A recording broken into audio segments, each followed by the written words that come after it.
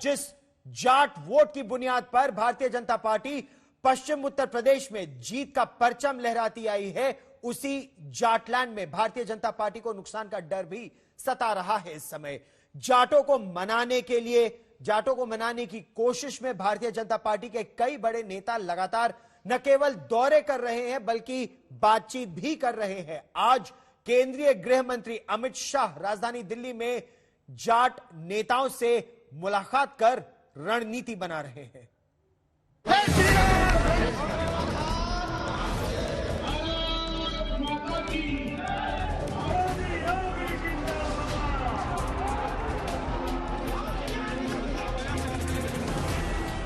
UP के चुनाव में तमाम काफिले इस वक्त कैराना की तरफ ही कूच करते दिख रहे हैं। 2 दिन पहले आपने कैराना में गृह मंत्री अमित शाह का ये कैंपेन देखा और ये भी सुना कि बीजेपी पश्चिमी यूपी में किस हद तक हमलावर है। कैराना है जहां पहले से लोग पलायन कर रहे थे। आज मैं जब राउंड लेने निकला, उन्होंने कहा मोदी जी की कृपा हो गई, भाजपा की सरकार बनी, योगी जी ने कानून और व्यवस्था को सुधारा है, हमें पलायन करने वाले पलायन कर गए। पश्चिम उत्तर प्रदेश में शुरुआती दौर में ही मतदान का इम्तिहान है, इसलिए यहाँ प्रचार युद्ध में धुआंधार होना लाजमी है। अमित शाह, जेपी नड्डा, योगी आदित्यनाथ, बीजेपी के तमाम नेताओं की चुनावी चढ़ाई पश्चिमी यूपी पर है, लेकिन इन सब के पीछे बीजेपी की एक अलग बेचैनी भी है। वो बेचैनी जाटों के समर्थन को लेकर है।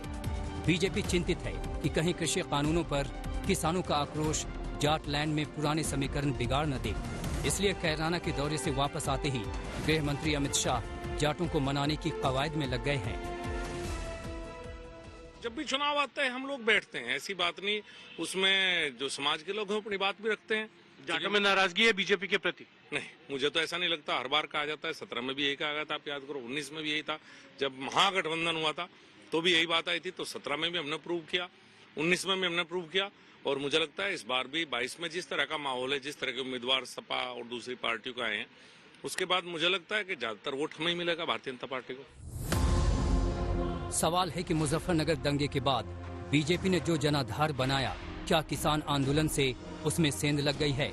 वो भी इतनी कि बीजेपी को जाट वोट खिसकने का खतरा दिखने लगा है, क्योंकि बीजेपी के धुरंधर बराबर ध्रुवीकरण की कोशिश करते दिख रहे हैं।